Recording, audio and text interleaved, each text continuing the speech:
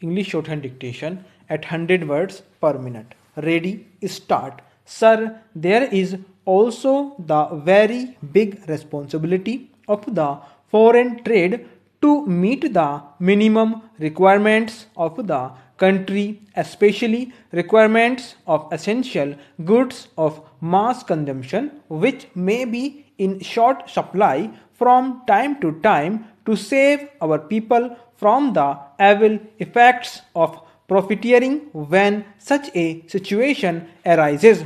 In this, the strategy you have adopted is, as my distinguished friend has pointed out, merely to rely on one single agency, and the single agency seems to be getting bigger and bigger every day, a giant who is becoming more and more inefficient.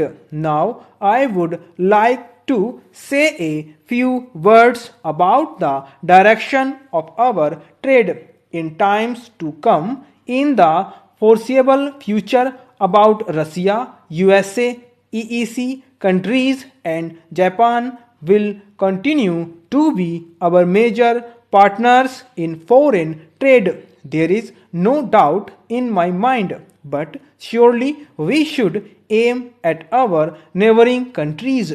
I would, in this connection, draw the attention of the Commerce Minister to the fact that our trade with every single neighboring country in South Asia has declined. This is a sad commentary. It is a bad state of affairs. It is not a good augury for the future we envisage for this zone. I would like the Commerce Minister to plan steadily in a manner so that we do not compete against Bangladesh or any of our immediate neighboring countries such as Sri Lanka. Together, we should develop a strategy of going along with them. We should build up such capacities so that there is more exchange of goods between our country and our neighboring countries. Export subsidy has been mentioned. I find that in a few years' time, from a paltry sum of rupees 35 crores, the subsidy has come to over 600 crores. How long shall our foreign trade need this crutch?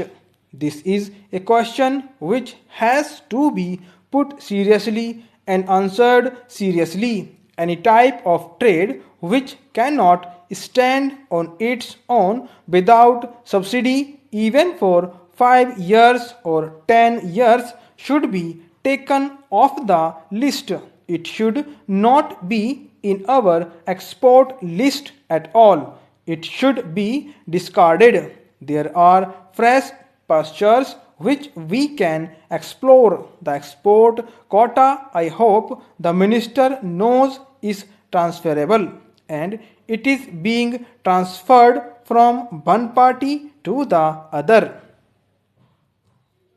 We have had the exports zones of Kandla and Santa Cruz. After 30 years, their total export turnover is of the order of rupees 150 to rupees 200 crores. I think this is a disgrace. I think this whole experiment needs to be reviewed. The minister announced a special relief for 100% export oriented industries as a New Year gift at the end of this year. I think it was a gift only for the monopolists and for the multinationals. I think its impact on our indigenous trade should be looked into. Mr. Vice Chairman, sir, I would like to mention something about our joint ventures. I know that the joint ventures have been part and parcel of our policy of export promotion and also of economic cooperation with the other developing countries.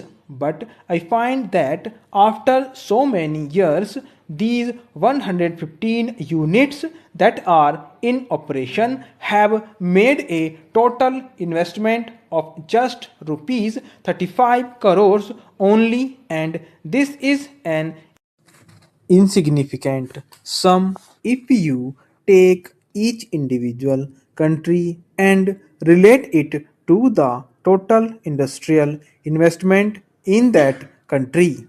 Our resources are limited, and I think we should concentrate on areas which are of immediate interest to us, and it is in these areas that we should really build up our joint venture capacity. As for the international environment, we know what the Honorable Minister has confessed in the House, and I would like to quote his words. He has said that the new international economic order and the North South dialogue have failed. I think the new international economic order was perhaps a stillborn child. It was a device by some vested interests who were trying to arrange a certain recycling of resources, and once that recycling of petrodollars was achieved, then there was nothing left to talk about, and the people have been taken for a ride. The UN has failed to evolve a strategy for development in this decade. The technical cooperation among the developing countries has failed to take off. The UNCTAD and the escape are today the responsibility of the Ministry of Commerce, and they have given birth to a plethora of committees and subcommittees and working groups and expert committees and what not. I wonder what contribution that have made to the promotion of our trade. Sir, I feel that the Ministry of Commerce should not waste its time in dealing with these organizations, otherwise, it shall be too late to correct the imbalance in our trade, which is becoming bad to worse. Stop.